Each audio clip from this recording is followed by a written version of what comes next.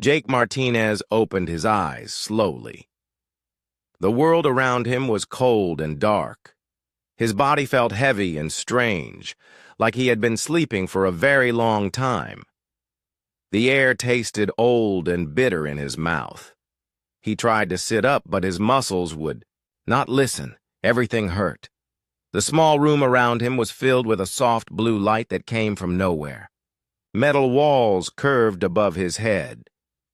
This was not his bedroom. This was not Earth. Then he remembered. The colony ship. The long journey to a new world. The sleep pods that would keep them alive for 200 years while they traveled between the stars. Jake pushed himself up with great effort.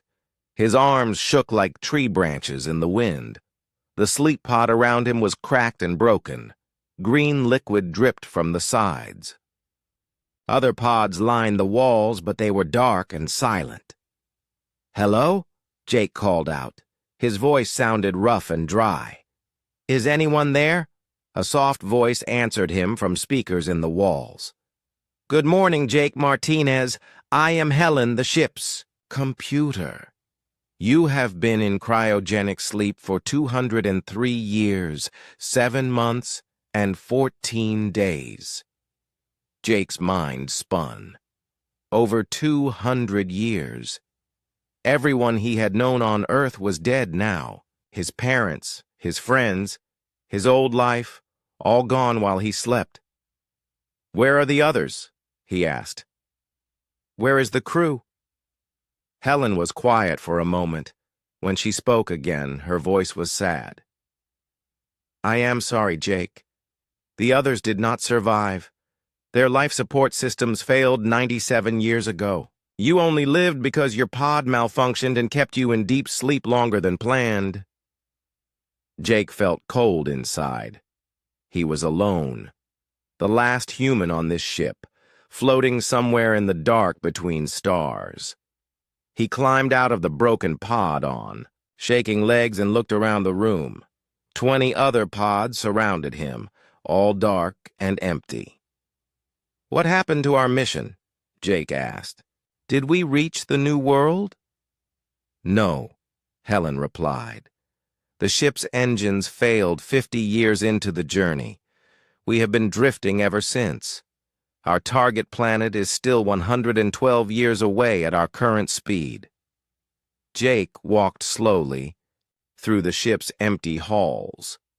His bare feet made soft sounds on the metal floor. Emergency lights cast long shadows on the walls. Everything was quiet except for the soft hum of the ship's basic systems. The dining hall was empty. Tables and chairs sat waiting for people who would never come. In the recreation room, books and games lay scattered on the floor.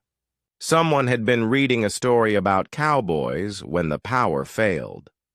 The book was still open to page 47. Jake found clothes in his old room. They felt strange on his body after so many years. He also found a picture of his sister, Amy. She had been on a different colony ship, heading to a different world. He wondered if she had made it safely. "Helen, can you contact Earth? Can you reach the other colony ships?" "I have been trying for 97 years, Helen said. "There is no response from Earth. No response from any human ship. I believe something terrible happened to our people while you slept." Jake sat down heavily in the command chair. The main screen showed stars slowly moving past the ship. They were beautiful, but cold. Somewhere out there, Amy might still be alive. Somewhere out there, other humans might have survived. But Jake had no way to find them. Days passed. Jake learned to work the ship's systems. He fixed what he could and made the ship more comfortable. Helen told him stories about the crew while they were awake. She showed him videos they had made before going into sleep. Everyone had been so hopeful then. They believed they were going to build a new world. Jake was eating breakfast one morning when Helen spoke urgently. "Jake, I am detecting ships approaching. They are not human vessels." On the main screen, Jake saw 3 large ships moving toward them. They were dark and angular, covered in spikes and weapon ports. They looked like metal sharks swimming through space. "Can we run?" Jake asked. "Our engines are too damaged." "We cannot escape." The alien ships surrounded the colony vessel. Jake watched bright lights scan his ship from top to bottom. Then a voice spoke over the radio. It was deep and harsh, speaking words Jake did not understand. "They are ordering us to surrender," Helen translated. "They are called Zephyrians. According to my database, they are a warrior race that conquered most of this galaxy decades ago." Jake's hands shook. He was about to meet aliens for the first time, but these were not the peaceful explorers humans had hoped to find among the stars. These were conquerors. "What do I do?" Jake asked. "You must surrender," Helen said. "They will board the ship whether you agree or not. It is better to show you are not a threat." Jake opened the radio channel. "This is Jake Martinez of the human colony ship New Horizon. I surrender. I am alone and unarmed." The alien voice spoke again, sounding surprised. Helen translated, "They say humans are extinct. They want to see you with their own eyes." A loud clang echoed through the ship as the alien vessel attached itself to the airlock. Jake waited in the main hall, his heart beating fast. The inner door opened with a hiss. 3 figures stepped inside. They were tall and powerful, wearing dark armor that covered their bodies completely. Their helmets had glowing red eyes that stared at Jake. Each one carried weapons that hummed with energy. The leader removed her helmet. Underneath was a face that was almost human, but not quite. Her skin was pale gray and her eyes were solid black. Sharp teeth showed when she spoke. "I am Commander Lyra Vexhigh of the Crimson Talon," she said in accented English. "You claim to be human?" "Yes," Jake replied, trying to keep his voice steady. Lyra walked around him slowly like a predator studying prey. "Humans died out long ago. They were weak. They destroyed themselves with wars and pollution. Some of us left Earth in colony ships," Jake explained. "I was in cryogenic sleep for over 200 years. Lyra stopped in front of him. She was taller than Jake and much stronger. Her armor made her look like a walking weapon, but her eyes showed intelligence and curiosity. "You show no fear," she observed. "Most species tremble when they see Zephyrian warriors." Jake met her gaze. "I am afraid, but fear won't help me now." Something changed in Lyra's expression. She tilted her head and studied Jake more carefully. "Interesting. You will come with us, human. The High Council will want to examine this curiosity." 2 guards moved forward to take Jake's arms, but Lyra held up a hand. "No chains. He surrendered with honor." As they led Jake to their ship, he looked back at the New Horizon one. Last time, it had been his home and his tomb and his cradle. Now it would drift empty among the stars forever. Jake did not know what waited for him among the aliens. But he was alive, and where there was life, there was hope. Maybe he would find other humans. Maybe he would find his sister Amy. Maybe he would find a way to honor the memory of his sleeping crewmates. The airlock closed behind him with a final echoing clang. The Zephyrian ship was nothing like the human colony vessel. Everything was made of black metal and sharp angles. Red lights cast an angry glow on the walls. The air was thick and warm, making Jake sweat in his simple clothes. Commander Lyra Vexhai led him through corridors filled with armed warriors. They all stared at Jake as he passed. Some pointed and whispered in their harsh language. Others just watched him with cold, black eyes. They have never seen a living human before, Lyra explained as they walked. Most believe your species is just a legend. Jake was taken to a small cell with metal walls and a narrow bed, the door sealed shut with a deep hum. He was alone again, but this time he could hear voices and footsteps beyond the walls. He was surrounded by life, even if it was alien life. Hours passed. Guards brought him food that tasted like burned meat and bitter vegetables. The water was warm and had a strange smell.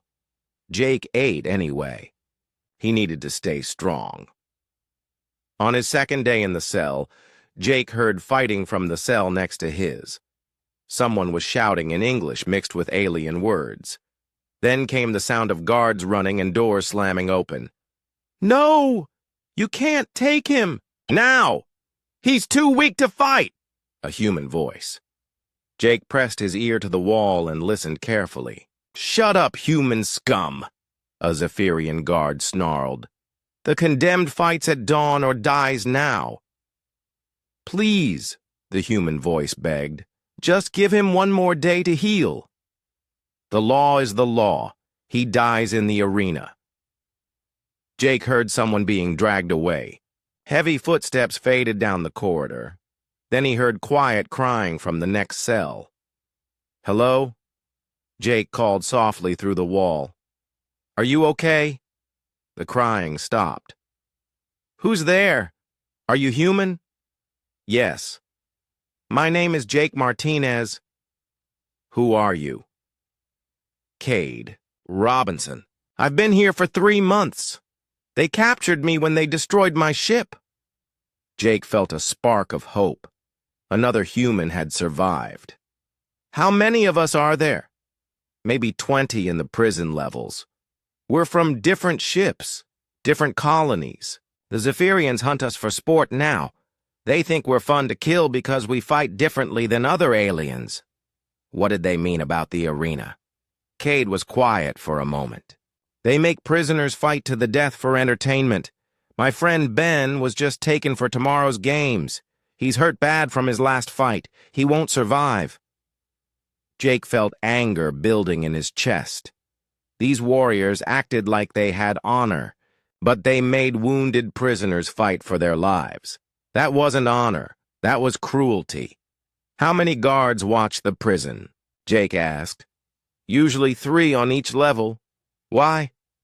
"I have an idea. But I need you to trust me." The next morning, Jake heard the guards coming. Heavy boots stomped down the corridor. Keys rattled at doors. They were collecting prisoners for the arena. When they reached Jake's cell, he was ready. As the door opened, he stood calmly in the center of the room with his hands at his sides. "Time to go, human," the lead guard said. He was huge, even for a Zephyrian with scars covering his arms. "I want to make a deal," Jake said. The guard laughed. "Humans don't make deals. Humans die." "I challenge the right of combat selection under Zephyrian law." The guard stopped laughing. The lead guard's eyes narrowed. "You know our laws. I know that any prisoner can challenge the selection if they believe a mistake has been made. I claim the right to fight in place of Ben Davies." This was a guess, but Jake had listened carefully to conversations in the corridors. He had heard guards talking about their laws and customs. Zephyrians loved rules almost as much as they loved fighting. "You would die in place of another?" the guard asked, confused. "Yes." The guards whispered among themselves in their language. Finally, the leader nodded. "Commander Vexhai must approve this. Come." They led Jake through the ship to a larger cell block. Here he saw other humans for the first time in months. They were thin and dirty, wearing torn clothes. Many had bandages, covering wounds from previous fights. Cade Robinson was a young man with brown hair and green eyes. He looked surprised to see Jake. Ben Davies was lying on a cot, barely awake.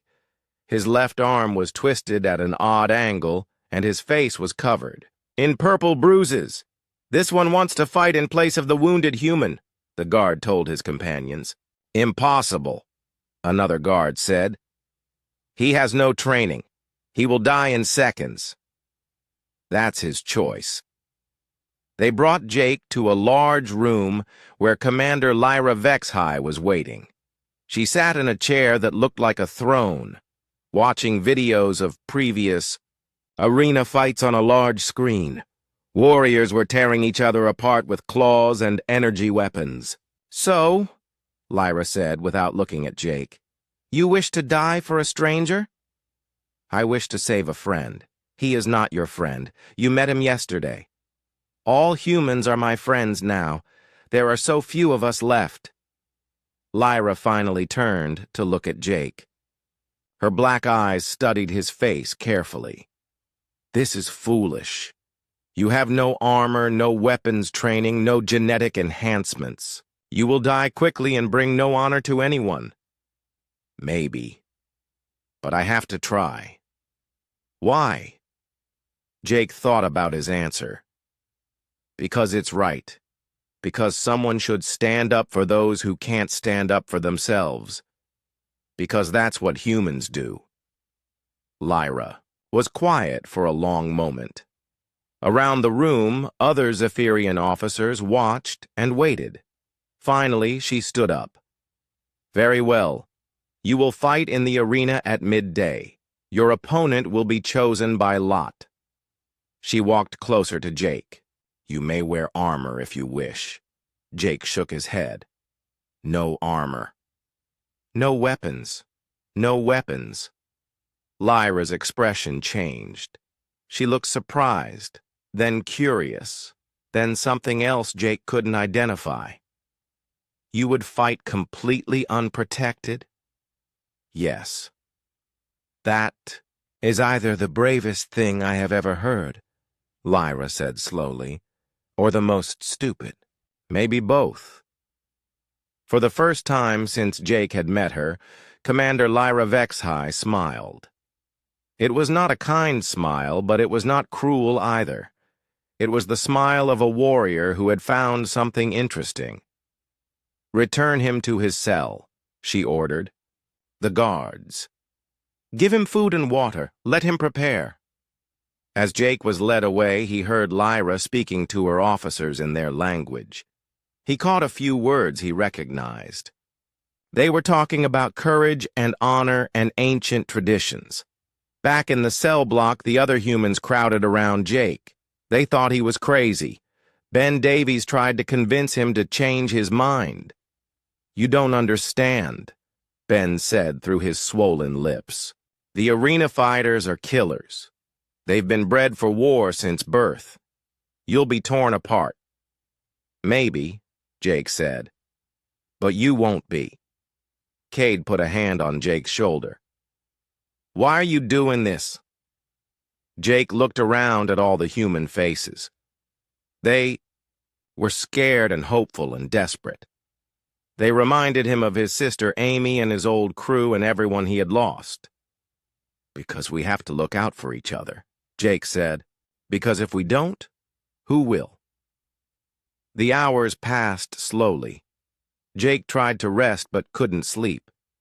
He thought about Earth and the new horizon and the long journey that had brought him here.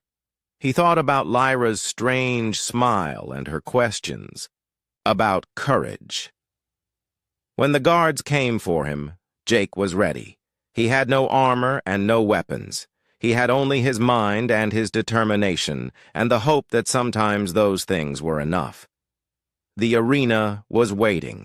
The arena was huge and round, with high walls and rows of seats filled with Zephyrian warriors. They cheered and shouted as Jake walked onto the sandy floor. Above them, Commander Lyra Vexhigh sat in a special box, watching everything with her dark eyes. Jake wore only his simple pants and shirt. His feet were bare on the warm sand. Around him, the crowd pointed and laughed.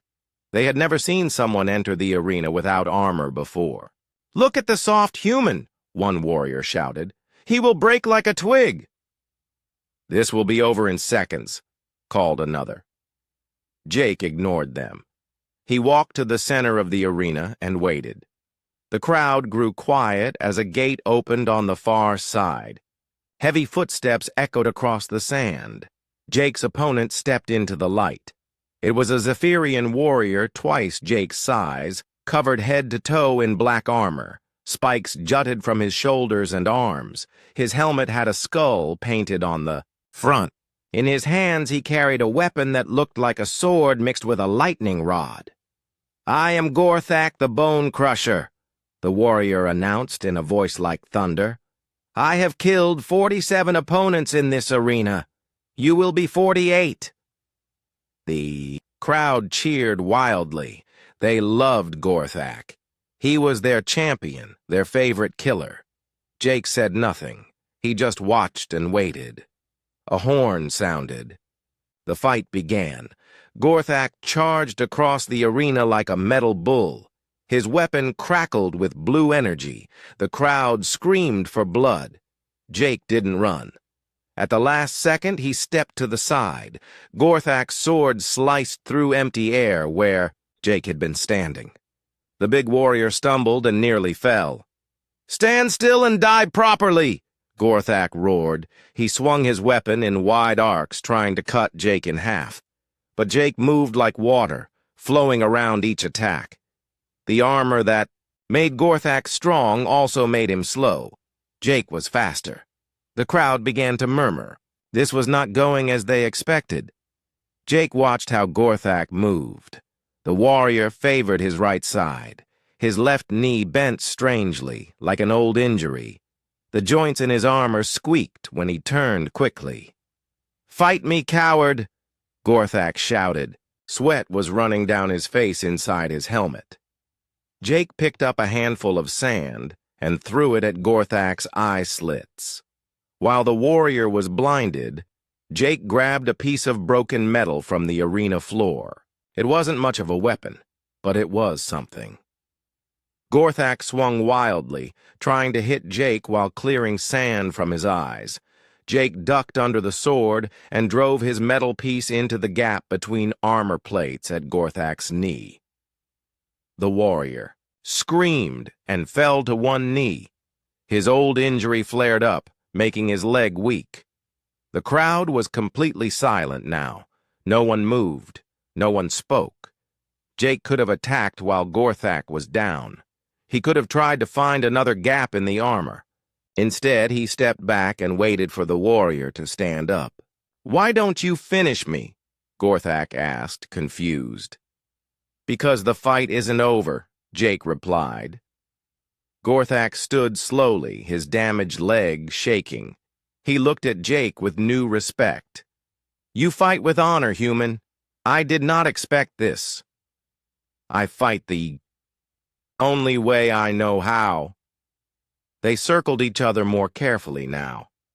Gorthak was hurt, but still dangerous. Jake was tired and had no real weapon. The arena was perfectly quiet except for their breathing and footsteps. Gorthak attacked again, but this time he was smarter. He kept his guard up and moved more carefully. Jake couldn't dodge forever. Eventually, the warrior's reach and strength would win. That's when Jake did something no one expected.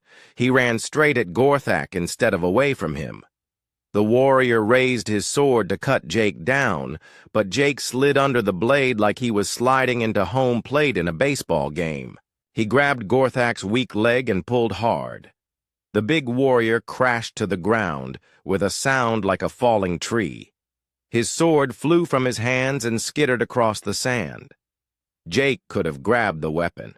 He could have ended the fight right there. but instead he stood up and backed away again. "I yield," Gorthak said quietly. The crowd exploded. Half of them cheered for Jake's surprising victory.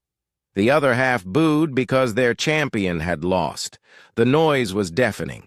Commander Lyra Vexhigh stood up in her box. She raised one hand and the arena fell silent instantly. "The human wins," she announced. "But more than that, he wins with honor. He could have killed his opponent twice, but chose mercy instead." She jumped down from her box to the arena floor, landing gracefully despite the long drop. She walked to where Jake stood, sweating and exhausted. "What is your name, human?" "Jake Martinez." "Jake Martinez, you have shown courage beyond your species and honor beyond your years. By ancient Zephyrian law, I name you my battle mate." The crowd gasped. Even Jake didn't understand what this meant. Lyra turned to address the warriors in the seats. "This human has proven that strength is not always about size or armor or weapons. Sometimes it is about heart. Sometimes it is about making the right choice when the wrong choice would be easier." She looked back at Jake. "A battle mate is a partner in war and in life. You will fight beside me and share my victories. You will also share my burdens and my enemies." "What if I don't want to be your battle mate?" Jake asked. The crowd gasped again. No one had ever refused such an honor before. Lyra smiled her strange smile. "Then you are free to leave. But your human friends in the prison will remain, here to fight and die for entertainment." Jake understood. This wasn't really a choice. Accept her offer and save the other humans, or refuse and watch them die one by one in the arena. "I accept," Jake said. Lyra nodded. She pulled a curved knife from her belt and made a small cut on her palm. Blood welled up, dark red in the arena. "Lights! Give me your hand," she said. Jake held out his hand. Lyra cut his palm, too, then pressed their hands together. Their blood mixed and dripped onto the sand. "By blood and battle we are bound," Lyra said in English, then repeated it in her own language. The crowd cheered again, but it sounded different now. They were cheering for both of them. Later, Jake found himself in new quarters aboard Lyra's ship. The room was larger than his cell and had a real bed and running water. Through a small window, he could see stars rushing past as the ship traveled between worlds. Cade Robinson and the other human prisoners had been moved to better quarters, too. They were no longer prisoners, Lyra had announced. They were crew members, now under Jake's protection. "I don't understand any of this," Cade said when he visited Jake's room. "Why did she make you her battle mate? What does it mean?" "I think it means she found something she wasn't expecting," Jake replied. "And I think maybe I did too." That night, Lyra came to Jake's quarters. She had removed her armor and wore simple clothes like a normal person. Without the metal and spikes, she looked smaller and more human. "Do you regret your choice?" she asked. "Which choice?" "Fighting for your friend, becoming my battle mate, all of it." Jake thought about this. "No, I don't regret it, but I don't fully understand it either." Lyra sat in a chair across from Jake. "My people believe that strength is everything. The strong rule, the weak serve, the strongest lead. It has been this way for 1,000 years. And now I have seen a weak human defeat a strong warrior through cleverness and mercy. I have seen someone risk everything for a stranger. These things should not be possible according to our beliefs." Jake nodded. "Maybe your beliefs are incomplete." "Maybe," Lyra agreed. "That is why I chose you as my battle mate. You will teach me about human strength, and I will teach you about Zephyrian honor." "What happens next?" Lyra's expression grew serious. "Next we go to war. The High Council grows corrupt and weak. They care more about wealth and comfort than honor and strength. I plan to change that. And the humans will fight beside us if they choose. Your people are survivors, Jake Martinez. We could learn much from survivors.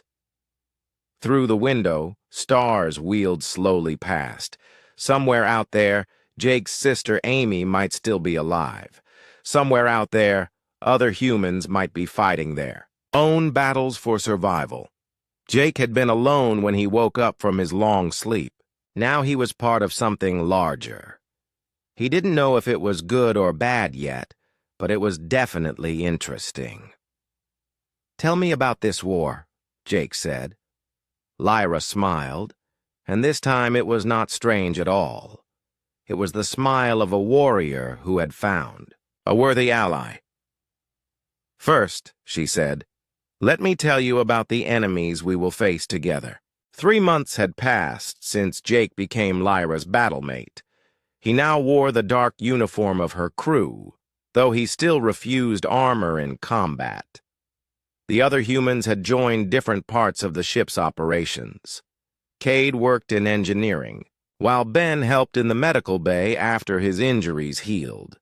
Jake spent his days learning Zephyrian tactics and teaching human strategies to Lyra's warriors. At first, they laughed at his ideas. Humans didn't fight fair, they said. Humans used tricks and deception.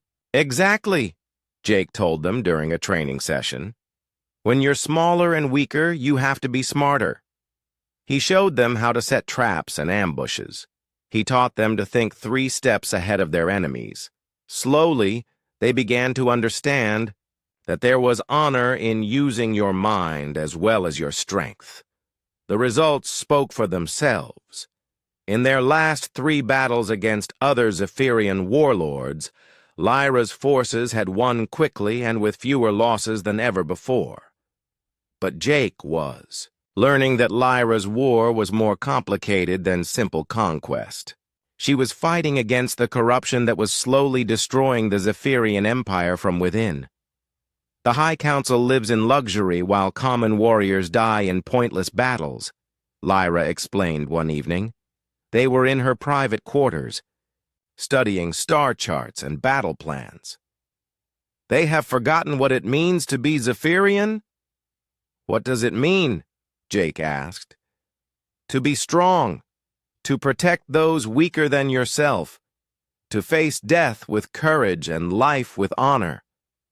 She pointed to a distant star system on the map. "The Council sends young warriors to fight and die for resources they don't need, planets they can't hold. It's waste." Jake studied the charts. He was getting better at reading Zephyrian military symbols and understanding their strategic thinking. "You want to replace them?" "I want to remind them of who we used to be, and if they won't listen..." Lyra's hand moved to the weapon at her side. That night, Jake couldn't sleep. He kept thinking about his sister Amy and the other human colonies. What had happened to them while he slept? Were they fighting for survival against the Zephyrians? Were they already dead? He found his answer sooner than expected. The next morning, Commander Zara Thorne burst into the command center with urgent news. She was Lyra's second in command, a tall warrior with silver hair and a permanent scowl. She had never liked Jake and made no effort to hide it. "Commander," Zara said, ignoring Jake completely, "we've intercepted High Council communications. They've found something." "What kind of something?" Lyra asked. "A human colony. A big one. 50,000 survivors on a planet called Haven." Jake's heart jumped. 50,000 humans. More than he had dared hope for. "The Council is calling them a threat," Zara continued. "They want to eliminate the colony before the humans can spread to other worlds." "When?" Lyra asked. "The attack fleet leaves in 6 days." Jake stepped forward. "We have to stop them." Zara turned on him with fury in her eyes. We? You are not Zephyrian human. This is not your war. It is now, Jake said firmly. Those are my people. 50,000 humans against the full might of a council fleet, Zara said. They're already dead. We shouldn't waste our forces on a hopeless cause.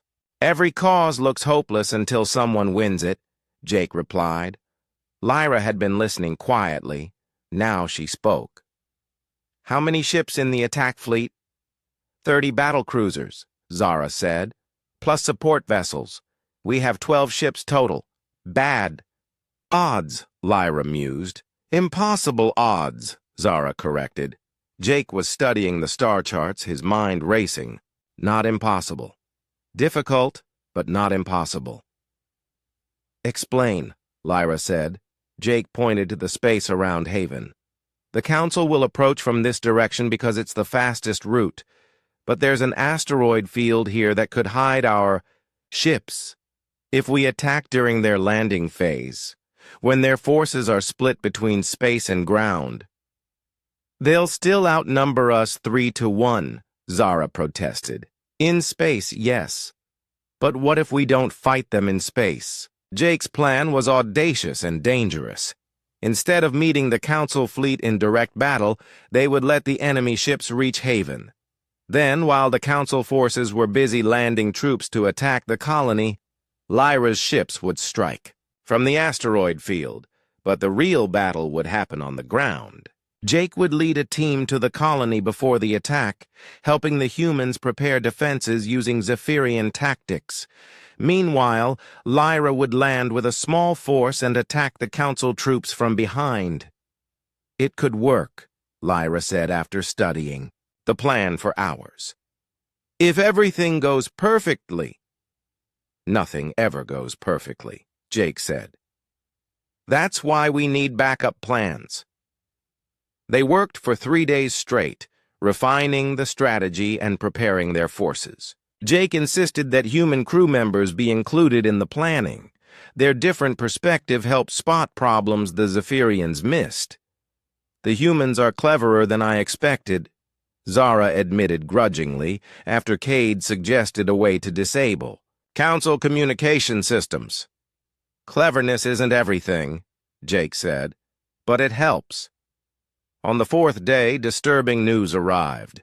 One of Lyra's spies reported that the Council had moved up their timeline. The attack fleet was already on its way to Haven. We're too late, Zara said.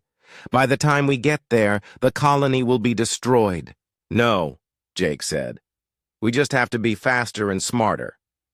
He proposed something that made even Lyra look concerned. Instead of approaching Haven carefully, they would travel at maximum speed, pushing their engines beyond safe limits. It was dangerous. Ships could break apart or explode if their engines overheated. You're asking us to risk everything on a desperate gamble, Zara said. Yes, Jake replied, because sometimes desperate gambles are the only chance you get. Lyra made the decision. We go fast. All ships, maximum speed. The journey to Haven was a nightmare of stress and mechanical failures. 2 ships had to drop out when their engines overheated. Another lost life support and had to transfer its crew to other vessels. But they made it in time. Haven was a green world with blue oceans and white clouds. It looked peaceful and beautiful from space. The human colony was built in a valley surrounded by mountains, with farms and houses spread out like a small city. The Council fleet was already there, moving into attack position. 31 ships, Lyra's sensor operator reported. They have us outnumbered badly. Then we'll have to be 3 times as good, Jake said. He took a small team down to the colony in a stealth shuttle while Lyra's ships hid in the asteroid field. Landing in the middle of the human settlement felt strange after so many months among aliens. The colonists were amazed to see him. They had thought all the other colony ships were lost.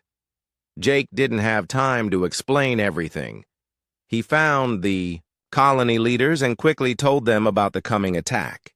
"We have some weapons," said Mayor Linda Carter, a middle-aged woman with gray hair and worried eyes.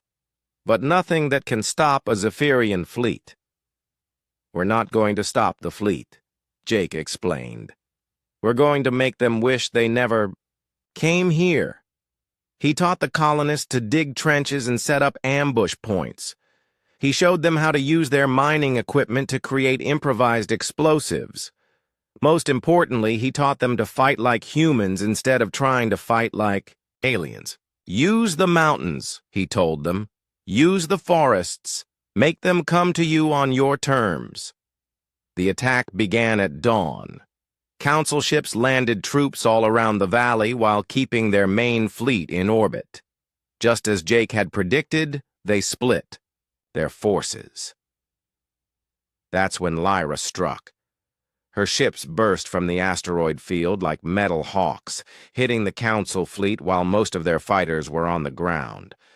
The battle in space was fierce and chaotic, with ships exploding like fireworks against the stars. On the ground, the human colonists fought with desperate courage. They used every trick Jake had taught them, turning their peaceful valley into a maze of traps and ambushes. Council troops found themselves fighting an enemy they couldn't see or predict, but the battle was far from over. Jake was about to face his greatest challenge yet. In the middle of the fighting, he received a message that changed everything. "Jake," came a familiar voice over his communicator. "Jake, is that really you?" It was Amy. His sister was alive, and she was here on Haven. But she was also trapped behind enemy lines, and Jake had to choose between winning the battle and saving the person he cared about most. Jake's heart stopped when he heard Amy's voice. After more than 200 years, his sister was alive and only a few miles away. But she was trapped in the northern farms where Council troops had landed first. "Amy, where are you exactly?" Jake asked into his communicator. "Sector 7, near the grain storage buildings. There are about 40 of us hiding in the underground bunkers. The aliens have us surrounded." Jake looked at his tactical display. Sector 7 was deep behind enemy lines. Getting there would mean abandoning his position and leaving the main battle. "I'm coming," he said. "No, don't," Amy replied quickly. "It's too dangerous. Help the colony. That's more important than saving us." But Jake was already moving. He grabbed his equipment and started toward the northern hills. Some of the colonists tried to stop him. "We need you here," Mayor Carter said. "If you leave now, we might lose the whole battle." "I have to save my sister," Jake said. "Even if it costs us the war?" Jake stopped. He looked back at the colony where thousands of people were fighting for their lives. Then he looked north toward Amy. It was the hardest choice he had ever faced. That's when Cade Robinson appeared beside him. "I'll go get Amy," Cade said. "You stay here and win this thing."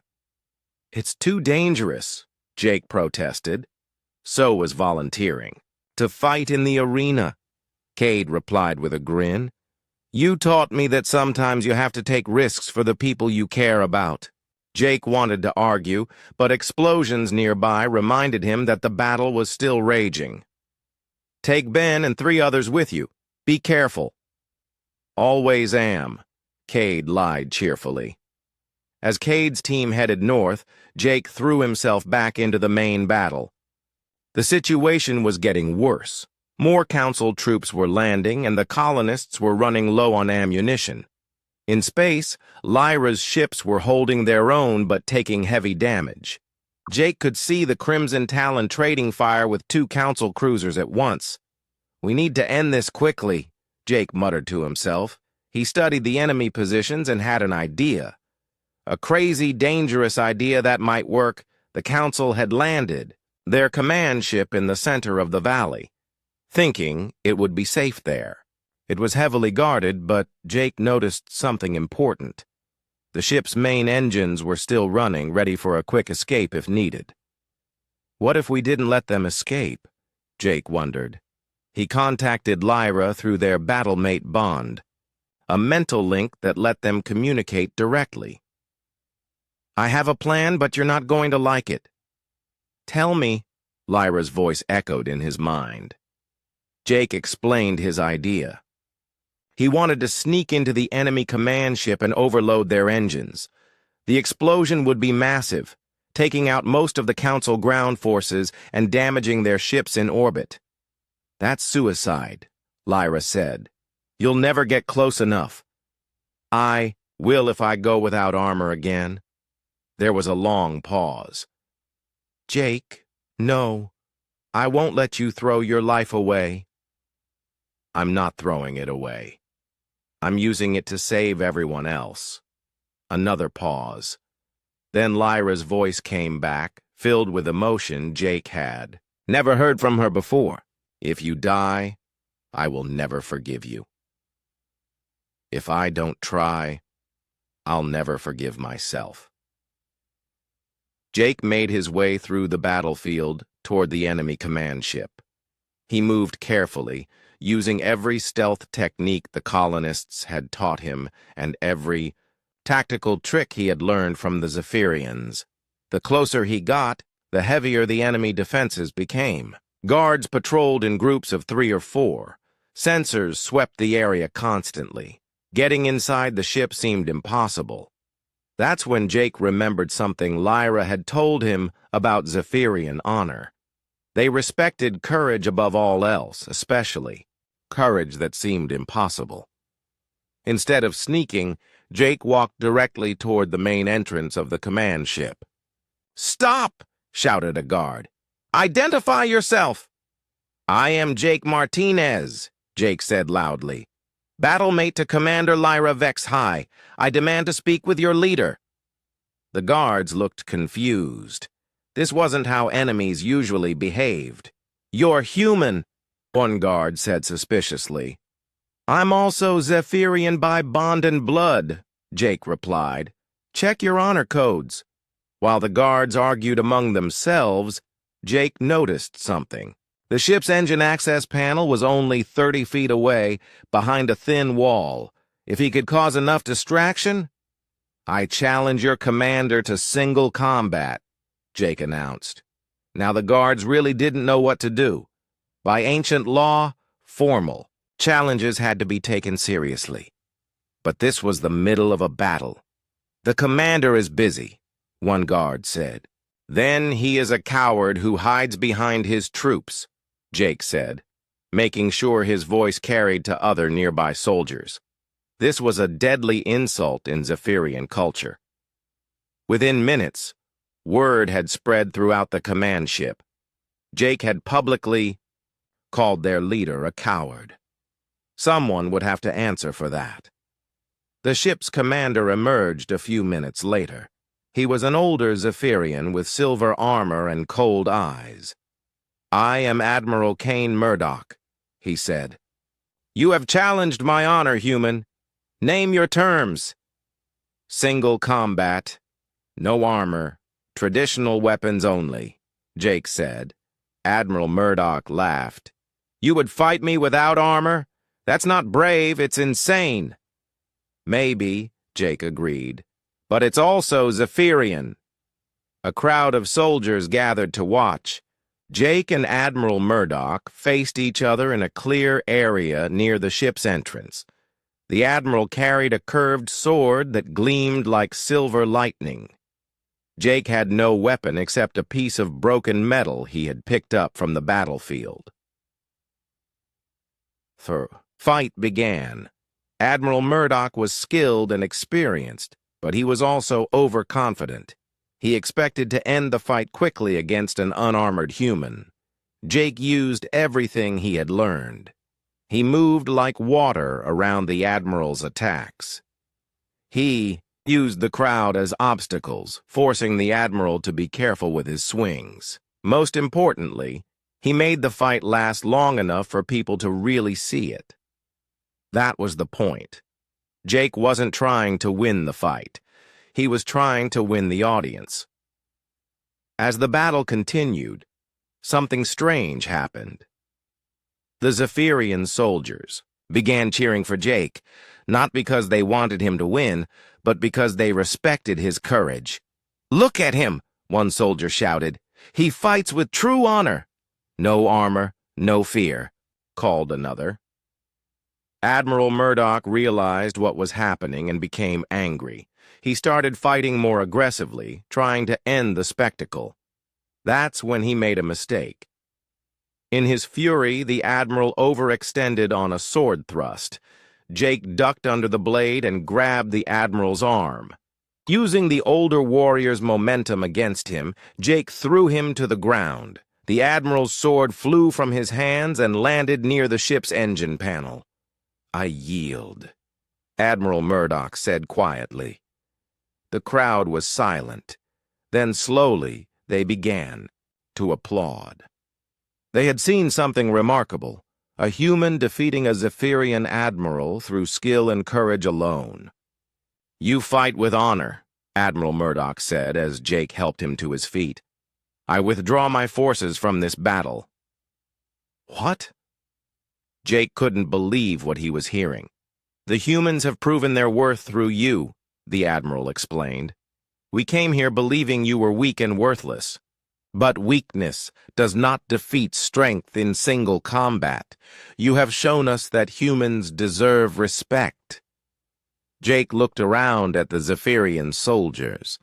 They were nodding and murmuring agreement. His victory had changed their minds about humanity.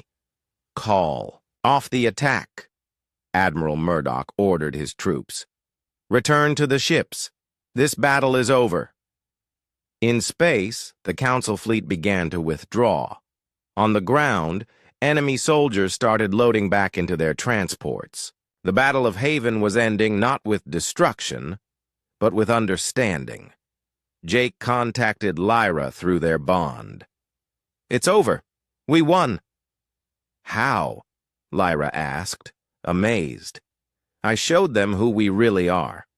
An hour later, Cade's team returned with Amy and the other survivors from Sector 7. Jake ran to meet his sister, and they embraced for the first time in over 2 centuries.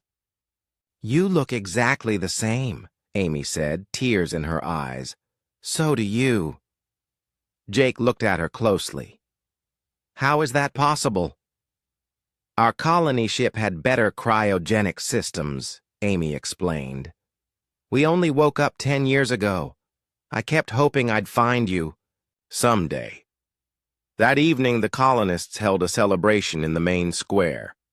Human and Zephyrian soldiers sat together sharing food and stories. It was the first time in galactic history that the 2 species had been allies instead of enemies. Lyra found Jake sitting alone on a hill overlooking the celebration. "You did something impossible today," she said. "We all did. Humans and Zephyrians working together. The High Council will not be pleased. They wanted this colony destroyed." Jake looked at her seriously. "What happens now?" "Now we show the galaxy what we learned here. That strength comes in many forms. That courage matters more than armor. That different species can be stronger together than apart." "And us? What happens to us?" Lyra took Jake's hand in hers. "We build something new, a place where humans and Zephyrians can live as equals, where my people can learn your cleverness and yours can learn our strength." Jake looked down at the celebration, where his sister was laughing with Cade and Ben, where Zephyrian warriors were teaching human children how to use practice swords, where 2 very different peoples were becoming friends. "I like that idea," Jake said. 6 months later, Jake and Lyra stood together on the deck of a new kind of ship. It was built with human engineering and Zephyrian materials, faster and stronger than either species could make alone. Around them, crews of humans and Zephyrians worked side by side. They were heading to a neutral star system where they would build the first joint colony. Do.